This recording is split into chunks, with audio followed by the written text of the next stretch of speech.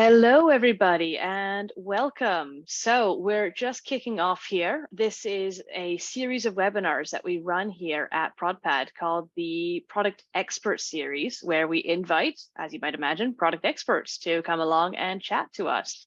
Today, we're joined by Maarten Dalmijn, who is a consultant, trainer, speaker, and author. We are going to be doing a full proper intro to him in just a moment, but we're going to be talking about his new book, Driving Value with Goals.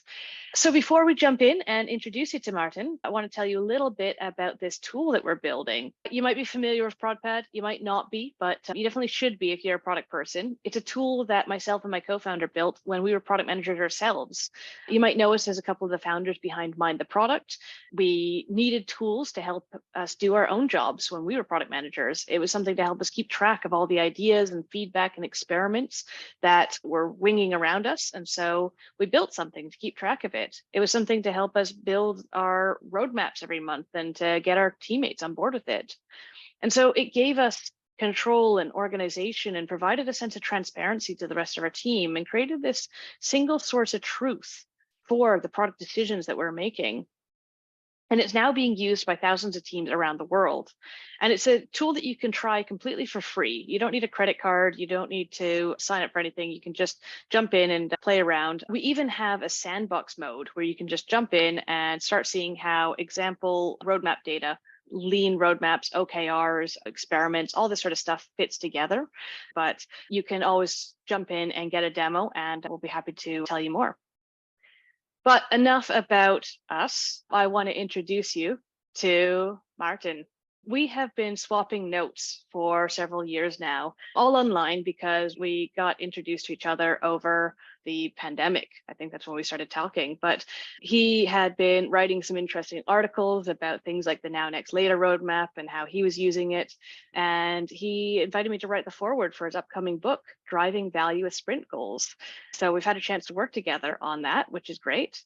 Maarten is a consultant, speaker, and trainer. He helps teams worldwide beat the feature factory and excel in delivering value. He has articles on Agile, Scrum, and product management that have been read by millions, and he's a sought-after speaker at Fortune 500 companies. He's worked with everything from startups, scale-ups, and is an ambassador and editor at Serious Scrum, which is the largest Scrum publication on Medium. So everybody, please join me in welcoming Maarten Dalmijn. Thank you very much for this lovely intro. Absolutely. All right, over to you.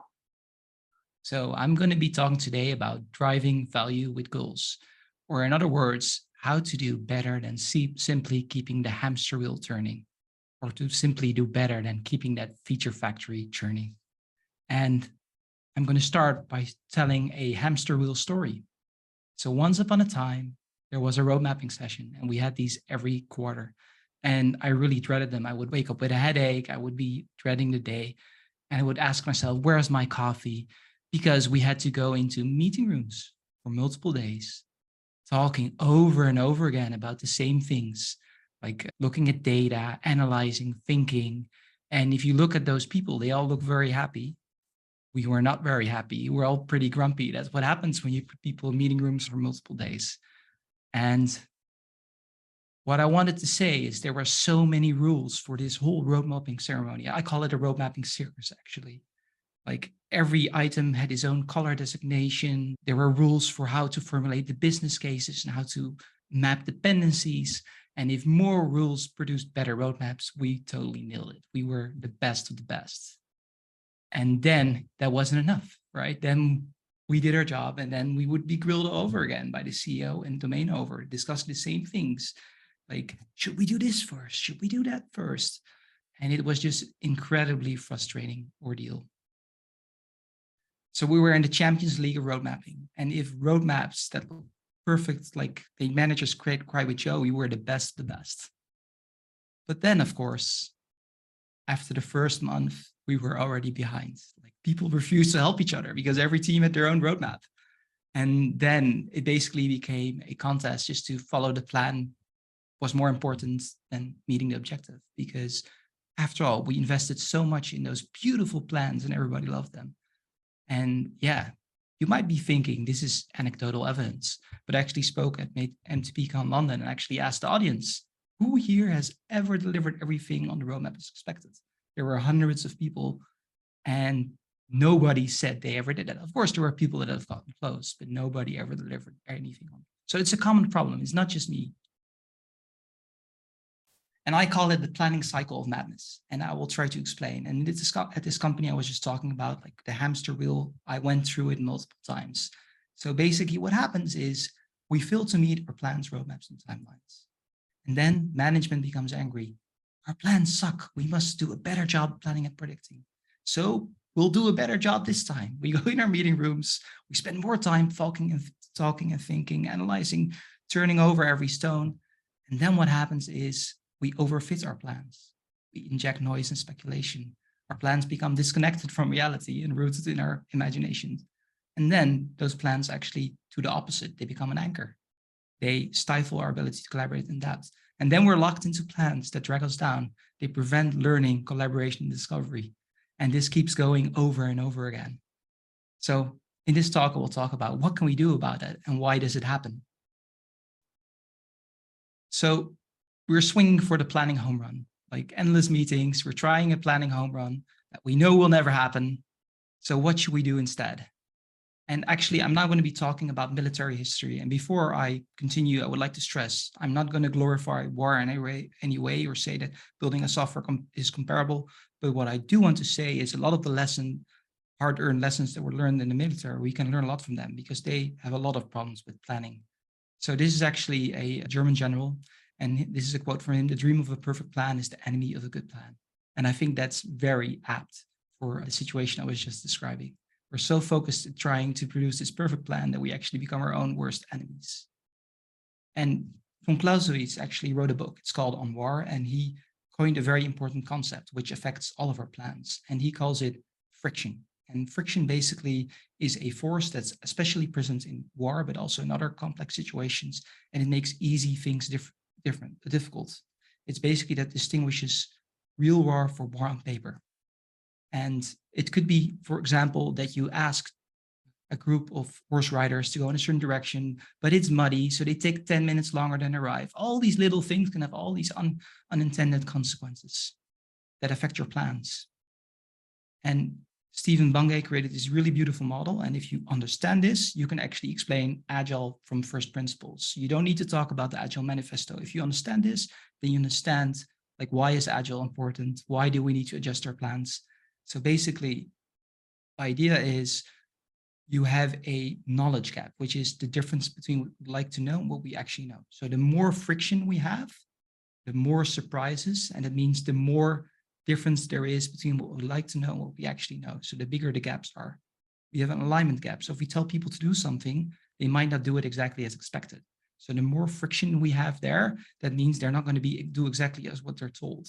And then we also have an effects gap. So even if we follow our plans and do everything perfectly as expected, it might not lead to the produced results. So if you have more friction, that means you're going to have a bigger difference between what you expect your actions to achieve and what the actions achieve. So why is this important, right? Because if you understand what kind of work you're doing and the extent to which you're affected by friction, this affects how you do planning. So if you're in a clear domain where there's no friction, that means anybody can make a perfect plan. Anybody can predict. You just give people the plan, execute, life is great. Wouldn't that be swell if that were the case? If you're in the complicated domain, that means there is some degree of friction. It means you need to get experts. You hire experts, let them make the plan, and then you can let people follow the plan. But if you're in the complex domain or the chaos domain, that means that your plans are going to suck. Even if you have the right expertise, they will need to have to change. Like, you're going to have so many surprises because you have so much friction that you cannot make really good plans before starting, and that you will have lower predictability. So on the left-hand side, you have the plan-driven approaches, right? They work really well. The goal can be implicit because the plan doesn't have to change. And on the right-hand side, you must have a goal, because if you don't have a goal, you cannot change the plans. You don't know what you're trying to achieve. So you need to have an explicit goal, because those plans before starting are not going to be good enough. So on the left-hand side, I would call it in the plan we trust. In the other side, in the results we trust. Don't trust the plan, no, trust the results. So what makes it really difficult is if you're in this situation, right? Like when you can plan and predict, there are best practices, right? So getting more information and doing more analysis before starting is a best practice. When you have little friction, it's also a best practice to issue more and more detailed instruction to people when you don't have a lot of friction. And it's also a best practice to have a lot of checkpoints and controls, like, hey, if this happens, do this. And the problem is if you do this in a situation where you have a high amount of friction, these are actually the anti-patterns. This is actually what you should absolutely not do. And this is actually what we do, because actually our natural inclination is actually work that's clear, or so our natural inclination is to do more information, obtain more information before starting and do more analysis, to issue more instruction. This is what comes natural to us. But this does not work when you cannot plan and predict. You experience a high amount of friction and you will have many surprises. And I will get back later to what we should be doing, but this is really important. So this is maybe a simpler way of visualizing it. So on the bottom, you have complicated, right? So if you don't spend a lot of time preparing and planning, your plans are going to suck, right? But if you do spend a lot of time planning and preparing, your plans are going to rock. Like, of course, you need to have experts, but you can make awesome plans. Life is going to be great. But on the top, your plans are going to suck if you don't spend a lot of time predicting, planning, and analyzing. But if you do that, then they're going to even suck even more. So it's actually what you should not do.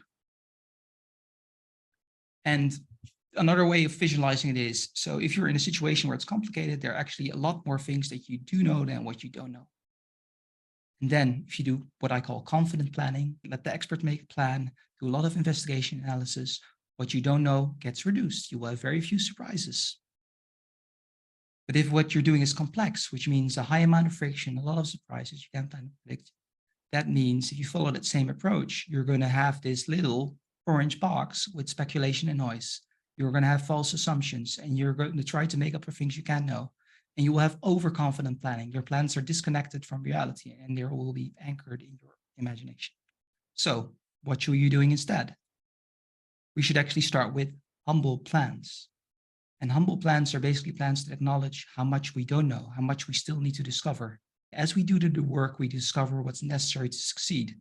It's not saying we shouldn't plan. It should say plan more later when we have more information and a better understanding of what we're doing. And that produces what you don't know. And that's where actually goals come in. So the German army actually solved this problem many hundred years back. It's called Auftragstaktik. So you might know this quote, no plan survives first contact with the enemy. So the German army deeply understood this, and they developed a way of dealing with it, and that's called Auftragstaktik. So the solution is you should provide the troops with intent. And basically this quote really captures the kind of thinking. Like, you don't want soldiers to wait for orders at a time when you cannot give orders. They should be able to make decisions in the moment as they discover surprises or stuff that they didn't anticipate. But of course, they need to act in alignment with a certain intent. What are we trying to achieve? And that's why in the German army, but also currently in the US army, also in Ukraine, like, they are using commander's intent. It's basically, when you have a plan, you need to have an objective, which is called the commander's intent. And it basically represents what are we trying to achieve and why does it matter? And when you understand that, that means that the people who are in the battlefield, who see stuff unfolding and happening, can change plans and actions to achieve the desired results, because they understand what we're trying to achieve, because that's provided by the commander's intent. So here's an example. This is a real world example from D-Day, which is depicted in Saving Private Ryan. So there are two parts, the what and the why. And from Operation Overlord, basically the what was, they wanted to secure these key bridges, these road junctions and other locations in Normandy, because that would allow the ground invasion forces to advance inland. So it contained both. And that was super important, because imagine like all key bridges or road junctions would have been destroyed, right? They would have sabotaged them. Then they would understand, like, hey, we cannot do this anymore. What will we do? It provides a lot of context. So that's why, like, whenever you work with goals, you should it should include this intent. What are we trying to achieve and why does it matter? Because that means that people can change the plans as necessary to achieve the desired results. So now to get back to this original model, right? What should we do? What is the best practice when you have friction and a lot of surprises? So when we know less than we'd like to know, we should clearly communicate intent. Because when people understand intent, then they understand what are we trying to achieve and why does it matter. And when people need to change their actions, right? Because stuff happens and it's differently than expected, let the teams come up with the plans. And they can do that if they understand what we're trying to achieve. And then they can also report it back to the higher levels, but they can also adjust it. So another best practice is adjust the actions and plans in line with the intent. So actually an example from the German army was that it was even okay to make decisions against the intent, right? Like that may seem very weird, but there was a situation, for example, that something happened and a general made the decision to go against the intent. And normally you would actually say they would be course-martialed, right? You need to follow the orders. But they actually wanted that. They wanted to be opportunistic, that people could make the right decision in the moment. So what's really important is if you are doing complex work with friction surprises, you need to start with humble plans. You need to provide intent and work with what you do know to discover what you don't know. And then adjust plans as necessary. And it's not about planning less. It's about planning later when you know more. So delivering value in theory, right? This is what many stakeholders believe. And it's also what our roadmap approaches suffer from with the Gantt charts. Like you have a feature, you deliver it as fast as possible. That's the main problem. And then they ask you, how is it going to work? And when is it done? But as we all know, in practice, it's much more messier, right? It's unpredictable, it's messy, there are learnings, there's stuff that gets discarded, and sometimes you deliver value. Maybe the best comparison is like a bottle of ketchup, right? Sometimes a lot comes out, sometimes not. You cannot really predict it. So what I always say is delivering a feature is like telling a joke. Like it doesn't matter unless it makes people laugh. So now to tie this back to the world of goals, and this is maybe a nice way to look at it, is what we build and what we do, those are features, those are outputs, right? That we want to influence outcomes, want to make a difference for the customer. And then hopefully that also results in more money for our business. But the problem is that on the left-hand side, all those things are leading and that stuff we can influence, but on the right-hand side, that's something that happens as a result. We need to check it.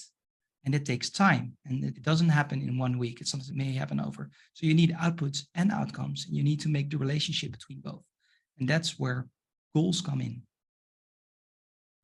And to give this is just a simple example, right? Like you improve the page loading time on an e-commerce website, then the customer experience reduced friction, and then you will have more revenue. This is just a very concrete example, but you do need to understand the relationship between all these things. If you don't know that reducing the load time results in less friction, right? Because stuff loads faster, and that has an impact on revenue, then you cannot make this relationship. And then you can also not set a goal on the outcome level to achieve the desired results. And what I want to stress, right? If you make roadmaps, they have to include goals because they are not the plan. Like we're limited by the fog of beforehand. We don't know enough before starting to work. We can suffer from the fog of speculation if you do the stuff I just told you shouldn't do. And we have to keep into account that our plans will suck. They will be imperfect, our execution will be flawed, and the results will be unpredictable. And that's why we must have intent. So in short, like whenever you make a roadmap, you need to include goals together with intent. Because when you do complex work, your plans will suck and you need to change them. And our roadmap should guide the creation and adjustment of our plans to produce desired results. And intent is a very powerful tool to achieve that. And whatever I said about planning uncertainty applies even more to value uncertainty. As difficult as to plan accurately, making sure that something is valuable is even more difficult. And that's why we should start with humble plans that give us room to learn and discover what's necessary and what produces the best results. Thank you for your time. And thank you so much. And while you've got that up there, can you tell us a little bit about the book that's coming out, when it's coming out, where we can get it, and that sort of thing? Yeah, the book is called Driving Value with Sprint Goals. It's coming out in August. What I can say is you can already pre-order it on Amazon. If you want it quicker, you order it from Pearson, but it's going to be in August because they first ship it to Pearson and then to Amazon. But order whatever suits you best if you want to order it, of course, assuming. And yeah, the reason why it's called Driving Value with Sprint Goals and not Driving Value with Goals, because goals is a very crowded market. This is the first book in the world on sprint goals. So I wanted to plant my flag. But a lot of the stuff in there actually has very little to do with Scrum. It has a lot to do with product management, linking those worlds together. Yeah, and actually, I love how you did the forwards. You had two of us doing the forwards, one from one angle, one from the other, showing that linking of two worlds. Isn't that right? Correct. Yeah, because so Upload is like a big name in the agile world. You're a big name in the product management world, and I think I tried to bridge both worlds. That was my intent, and I leave it up to the reader whether I succeeded at that. I think that's a fundamental truth of product people, is that we live in the intersection of a number of different spaces. So this is a book for anybody who is in that intersection of product, where we are in agile, and trying to understand how they can make the most of, say, driving value with their sprint goals. Yes. Absolutely. So thank you for setting us up for a great conversation here today. For everybody listening in, feel free to get your questions in the Q&A. Jump in on the chat. We'd love to hear what you got to say with all of this. I actually particularly, when you're starting off, you're talking about your question to the audience about who here has actually delivered their whole roadmap, because it reminds me of early days in ProdPad, because we built the first version of ProdPad based on how I used to do roadmaps. And the first version of roadmaps that we built was a timeline roadmap, because that's what I used to do, right? I would make this pretty looking Gantt chart thing, and I would show it to my boss, and they would say, great, now go deliver it. And I could never deliver it, but I just thought that was me being a somewhat not great product manager. I just figured everybody else was able to deliver theirs. And so when I productized it, when I turned it into a SaaS type tool and gave it to other people, they loved the idea of making this timeline type roadmap. But the first thing that we started getting back in terms of feedback about a month after we launched it was that everyone wanted to take everything on the roadmap and move it over by a month, because no one else was delivering their roadmap. And I was like, wait a second. And had I built what the customers asked for, I would have created some sort of like multi-select drag and drop to move everything over by a month. But I sat back and asked why. I was like, why is no one delivering the roadmap? And these were even like really good product managers, right? People that I really rated. I was like, if no one's delivering the roadmaps, then why do we have a timeline? What is wrong with this roadmap? And we had a crisis of confidence, particularly because we'd just spent months and months building obviously the wrong type of roadmap. And this concept of a now next later roadmap hadn't been around, right? And so we sat down, and that's when we came up with this idea of time horizons, as 3 buckets of levels of confidence. And that's where the now next later came from. Yeah, and what I really like about your comment is basically, first of all, I'm a big fan of now next later. I use it all the time. But second of all, I think it happens because people want the illusion of control. They want a glorious plan. Like these Gantt charts, they look like these people know what they're doing. Yeah. And then when you have a now next later, it looks like, okay, it doesn't look as impressive. It doesn't look like there's as much thought went into it. And then they become skeptical. And I think that's one of the jobs like that managers are looking for, and where a Gantt chart is very good at providing the illusion of certainty. That's how I would call it. It is. As you say, it's an illusion of certainty. And I call it's a comfort blanket. Yeah. The bosses love when you can give them that level of certainty, when you can say, here's what we're going to go deliver, because what it's doing, it's absolving them from having to take the risk, because they're basically just saying, you know what, Janna's going to go do it now, or whoever's going to go do this thing. And if you don't do it, you're in trouble. Whereas what you're actually saying is, hey, we're not actually sure how we're going to do this, but we're asking for permission to spend the time and the team resources to go break these problems down. Here's what we'd like to be able to, here's the goals we'd like to try to break down. Here's how much we'd like to put towards it. But we're not going to be able to tell you exactly which features are going to do that. What we can say is that we're going to run as many experiments as we can in this quarter. Last quarter, we ran 50 experiments. Maybe this quarter it'll be 60, maybe it'll be 40. Half of them might fail, and that's fine, because the other half will succeed. And by doing so, that's going to bring the numbers up. And so basically what I hear you say, like the fundamental question is, do they want to know what we're doing as much as possible, or do they want to make the most progress towards our goals? And those are two very different angles. Yeah. And unfortunately, there is this preference for this control and knowing what we're doing. Well, the thing that they should care about is, are we making the most progress towards our goals? Yeah. And I've actually got a theory as to why. It's because product is considered a cost center. The cost, like the role of being cost center, is that you just try to keep the costs down. You just try to make sure that you're operationalizing and you're keeping the costs down. So you know where every dime is being spent. And so this is how we end up being measured by burn down charts and velocity and how many story points we can get in one quarter versus the next quarter and that sort of thing. And what that gets you is a whole bunch of a bunch of features built, right? Points. Is that any good? Are features any good? Who knows? Whereas if you turn it around and look at profit centers, sales and marketing, they get away with exactly what we're hoping for, right? And so you can actually turn this conversation around for yourself, right? Because the VP sales doesn't sit at the board and present a roadmap of who is going to buy and when. They don't have a Gantt chart of looking ahead for the next year. Customer X is going to buy this week and customer Y is going to buy this week. They don't know that.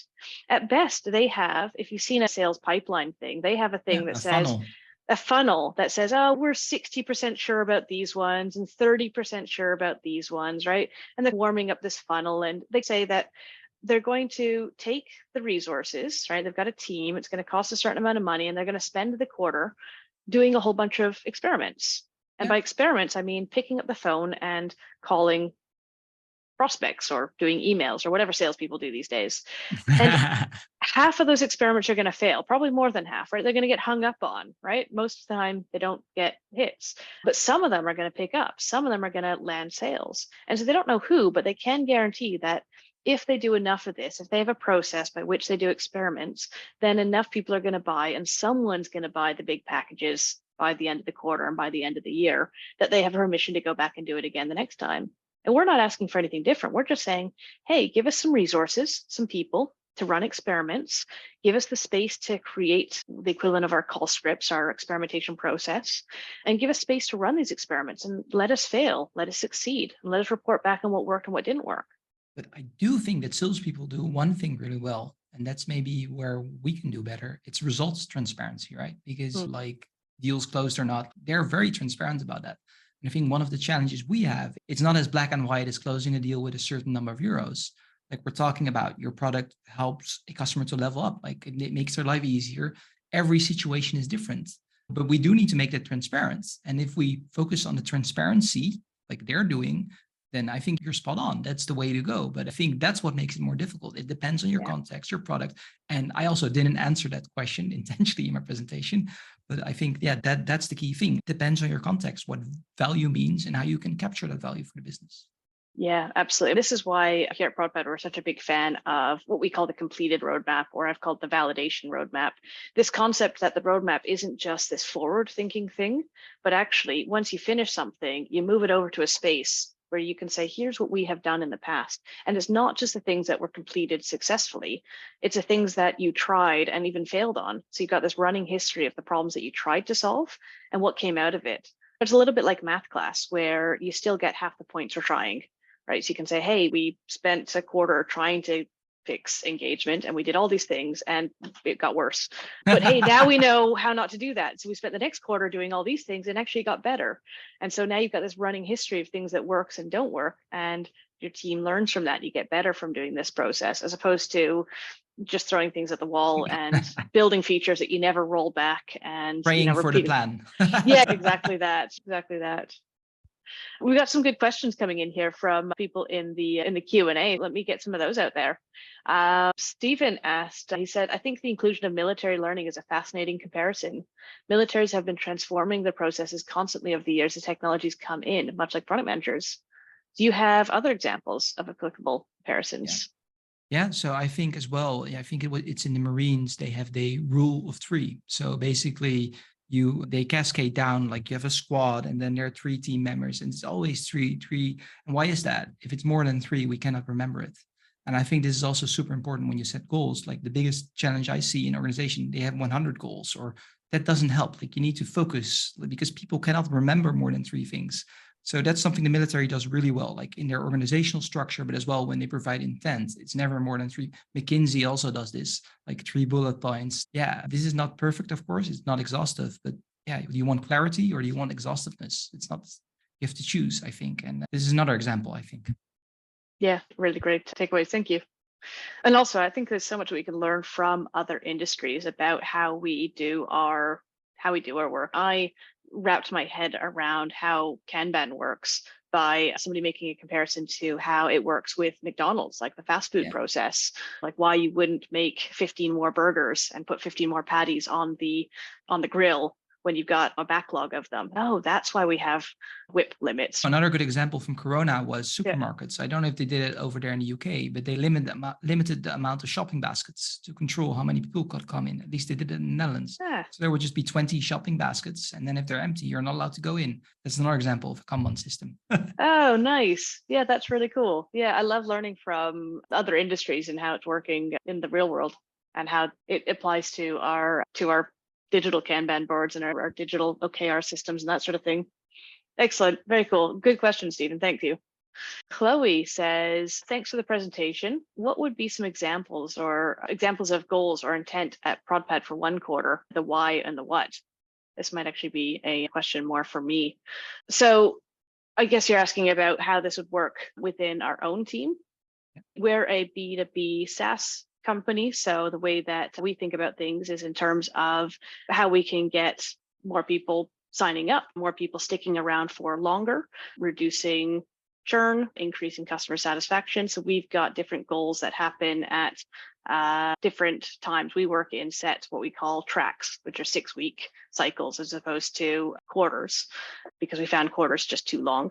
So what we do is we set our OKRs per track, and we also work in a similar way of the what and the why, right? At any point in time, we'll say, okay, so our goal is to increase the sign up flow or increase the amount of people who get from wanting to sign up to actually signed up, so that we can make sure that we're maximizing actual trials this quarter for this cohort. Yeah. Maarten, do you have any examples from clients that you've worked with or companies that sometimes that you've done this sort of exercise? Yeah, I think, for example, when I worked at an e-commerce company, I think that it's always a bit easier, of course, in that sense. Yeah. But when I worked at a SaaS company, we did a lot of things by making a Northstar framework model for our product and kind of discovering, so maybe a bit of context, right? Because I'm just dropping a buzzword. Basically, in the Northstar framework, what you do is you try to make a Northstar, which is a proxy for how your product delivers value. In the case of Spotify, for example, it could be time spent listening to music, which means it reflects both customer value, right? So if people are listening more, they are getting more value because they're enjoying the songs. But it also means that if you have more customers signing up, more people paying, it can also increase. So it needs to reflect this duality. And then you create this whole constellation of inputs. So basically stuff that influences this Northstar. And then the assumption is if you influence these inputs, you will influence the Northstar, and that will result in more money, for example. You can check that. And I had a lot of success with that because basically you have a mental model for how your product delivers value, and you can link that to your goals. And then when you fail, right, or you do something that doesn't succeed, you will have more information for your next experiment. So yeah, I had a lot of success with doing that. And I think that approach can be applied with all kinds of products. Yeah, absolutely. To put that in context for our B2B SaaS, we have a North Star of maximizing usage from companies who've been with us for 12 months or more. Yeah. Put it this way, it's one thing to get a client to sign up for 1 month. And it's good job, pat on the back. But oftentimes people are just experimenting for the first month, right? They haven't wrapped their head around it. They haven't got all the integrations going and that sort of thing. It's something else to get them signed up to keep their card in and keep using it for 3 months, 6 months, but 12 months is a really big milestone. At that point in time, it's okay. They're now embedded. They've got their team using it. They're increasing usage.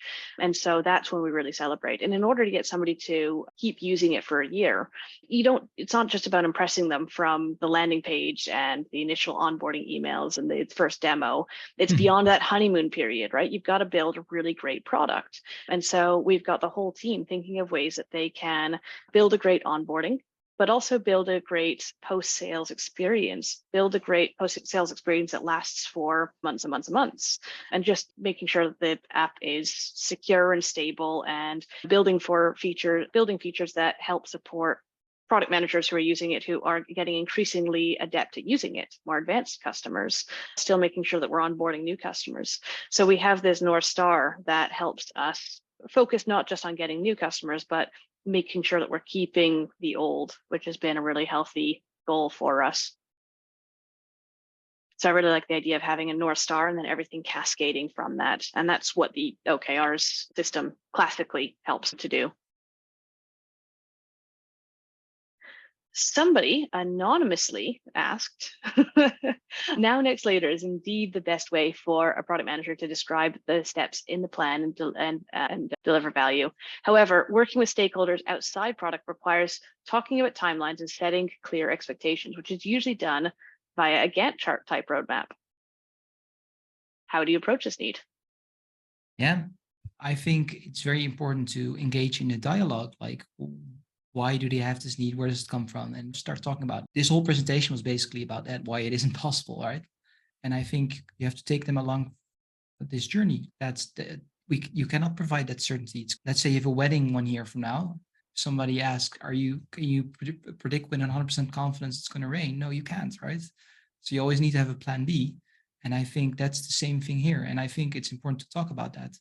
And of course, what I do agree with is if you are working in an organization, they are expecting this Gantt chart with timelines, immediately like removing the timeline completely out of the equation may be difficult. What you can do is, for example, start with a now, next, later roadmap, and that you have a forecast for everything in now. And then in next, maybe you have a quarter. And that's then a way to slowly nudge away from the Gantt chart. Yeah, I always say you have to meet them where they are, right? But you also need to get them slightly out of their comfort zone. But of course, you don't want them to panic. So this is, I think, a good in-between situation. Exactly that. I call that weaning them off the timeline roadmap. Sometimes you'll see people with this quarter, next quarter, Q3 plus sort of thing in their roadmap, or just in the now using dates here and there. And the reality is, one thing that's really important to point out is that just because you're using now, next, later does not mean that you can't have dates on your roadmap. Correct. A lot of people think that now, next, later means no dates ever, no deadlines ever. And we don't live in la la land. If something has important dates that you need to communicate, then communicate them. But what you're doing is, instead of having a timeline at the top of your roadmap, that means that everything underneath it has a due date just by where it's placed on that roadmap. You can just put the date on the thing that has a date on it. So if there's a regulatory due date that's coming up, if there's a hard date that's tied to a conference or a Christmas rush or whatever is important in your industry, you've got to hit that. Then include that on the roadmap so you can communicate that in loud letters and add an emoji, add some images, add something to make sure people can see it. But don't penalize yourself by adding dates to everything just by having a formatted roadmap that shows it like that.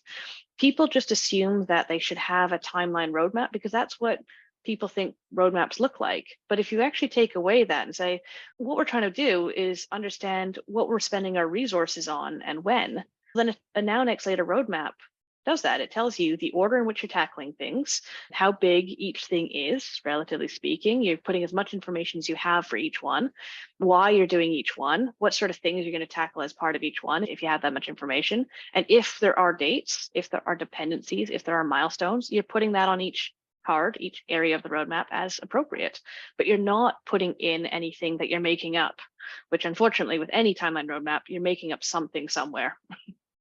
Yeah, absolutely. And I also think this really helps because the problem is you always have cascading delays, right? So if you put a date on stuff you're working on now, and then that's delayed, everything that comes after is also delayed. But in a Gantt chart, you're screwed from day one. You're going to be set up for failure and everybody's going to be like, you're late, you failed, even though it was maybe even only the first item that was delayed.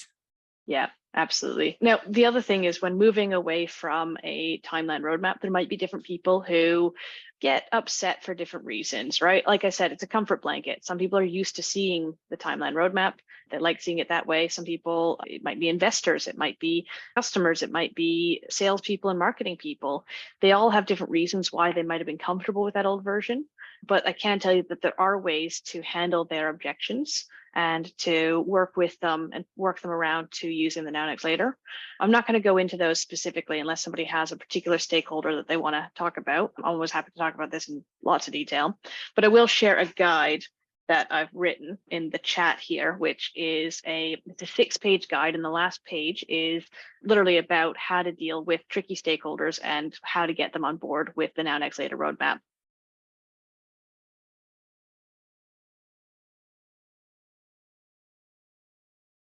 William asked a good question here.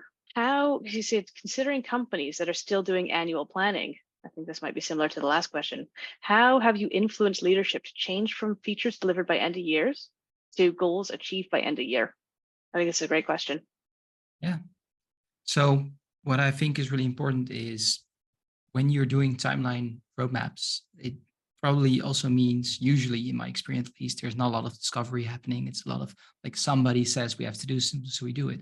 So that means you've got a treasure trove of stuff that isn't working usually. I think by starting with something like the Northstar framework, you can actually show like, hey, we did these things, they didn't make an impact. And then you can start doing small things, small experiments where you show actually, hey, this big project where you worked 6 months on didn't make any impact. But here we did some small things because you actually focused on certain results. And then you can shift away the conversation like, hey, like maybe we should be doing this more. And that's how I had great success, because the problem is big changes are always difficult to sell. But if you show and lead by example and show them like, hey, we could be doing more of this, then they suddenly start saying, hey, like they're delivering nice results, then maybe let's do it more. I think that's a really good way. I don't believe in radical change is very difficult. It can happen, right? Like that you're amazing at influencing and you can just flip the switch. But I've had the best results with nudging them away or weaning, yeah, I think that's more realistic, especially if you're not like a magician influencing people like me. I'm not a magician. That's what I'm trying to say. Yeah, and you know what? I think you're absolutely right. One of the things that I always like to do is try to get down to the why. Like, why are they attached to that way of working?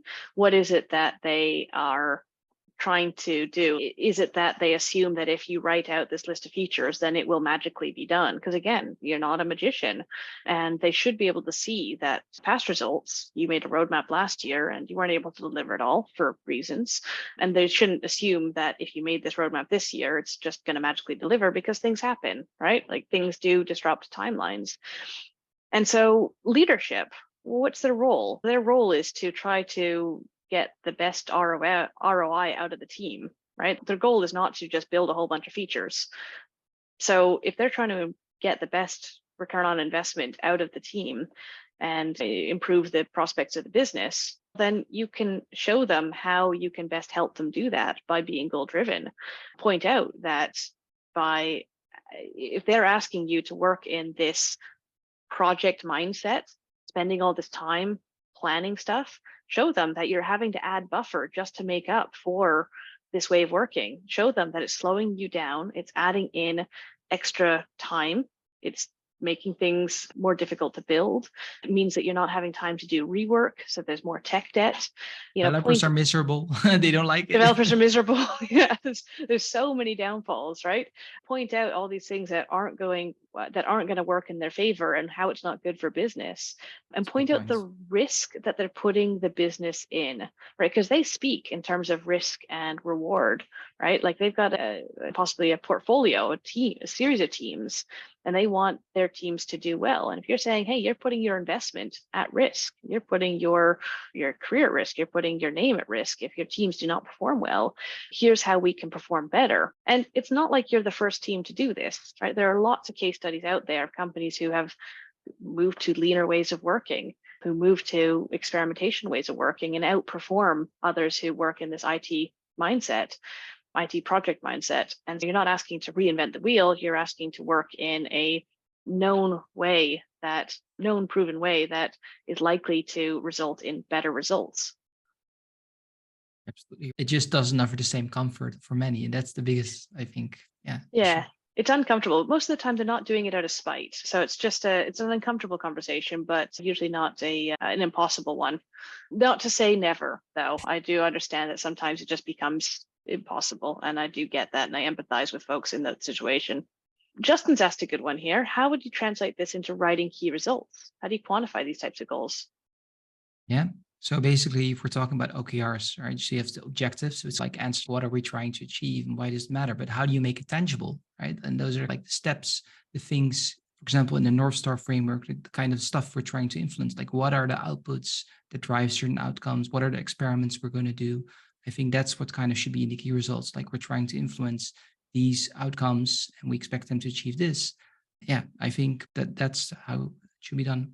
How do you do it? Because maybe is that similar? Yeah, key results is more of an art than a science. It's the type of thing that we encourage everybody in the team to take a stab at. And it's not about getting it perfect.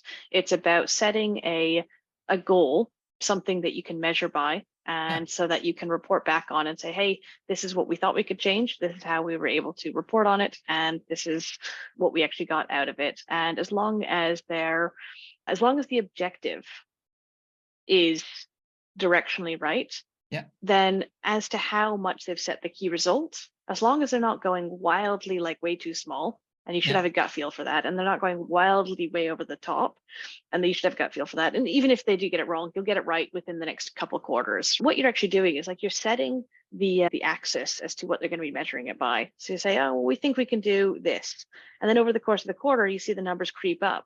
And at the end of the quarter, you've created yourself a nice bounding box for the chart that you're going to report on, saying this is what we did. And that's really all it is, right? It takes the pressure off it. You're not trying to come up with this perfect number. You're just saying, this is the bounding box of what we're going to measure. And you know that the KR is directionally right because it's set to the objective. And you should be able to say, if we were to do this key result, then I can reasonably say that it would help us hit this objective. And you should be able to read back your key results and say, yes, we did all these things and therefore our objective is likely met. All right, and we have a deeper one here. Somebody said that there's product and there's now and it's later planning, but the bigger picture of complexity is that product decisions operate within power structures that shape company and social factors.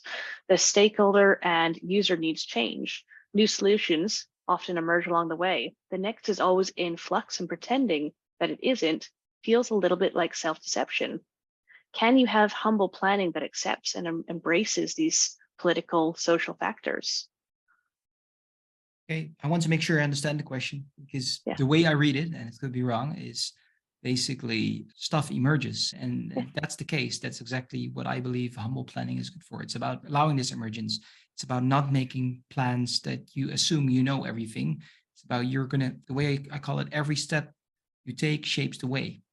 And I think you're actually embracing it. And what I do agree, right, is that if you are in the next and you don't change it and you're not learning stuff, so then it's self-deception. But that's exactly why, like, humble planning means you can change your plans. You can change what's in next. You can change what is in now. Like, the most important thing is, are we making the most progress towards what we're trying to achieve?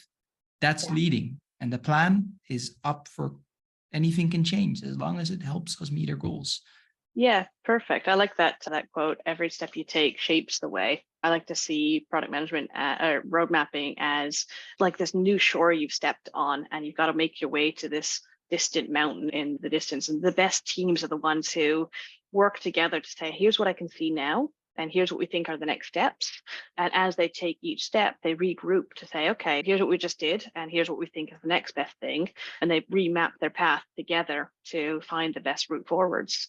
And there is no one right path, but the best paths are found by the teams who actually work together to find that path. I like to take some of the pressure off the roadmap by thinking about it as a prototype. Right? It's not this perfect plan, but it's a prototype that is outlining, it's just laying out your assumptions. And as your assumptions change, as you check them, as they get closer, they shift. And so something in your next is just saying, hey, this is coming up next, but it's unvalidated, right? We're trying to validate it, and that's why it's sitting right there, so we can validate it next. And if you get closer to it and you realize, oh, that's no longer a problem, or, oh, that's a bigger problem than we thought, or, oh, we need to switch the order of those problems. Cool, switch them. Like, now it's a really good thing that you laid them out so people could see them and decide what to do with them as you got close to them. Could also be something you're working on and now is so much more valuable than anticipated. You just pushed back. Hey, we found something. It's really working. We're going to double down on this, right? So opportunistic, like that. I think that's important. If you discover what you're doing is more valuable than anticipated, you should be opportunistic. You should not be like following the plan because we promised something. No, if this is really having a big impact on retention and we're making a lot of money, let's do more of it. Yeah, absolutely. We are just about out of time. We might have time for one more question, which is, how do you define a quantifiable objective? This one, to be honest, is difficult to answer because connectivity is very like general, like configurability in what sense? Are we talking about configurability of a computer system, of the admin interface? I don't know. Like I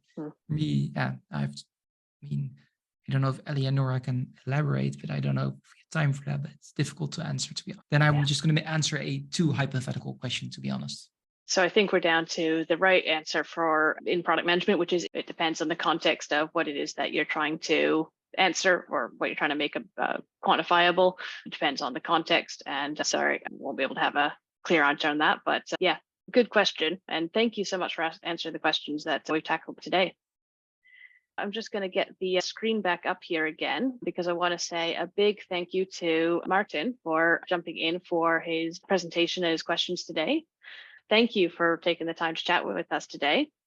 Thank you very much. Take care. Bye for now.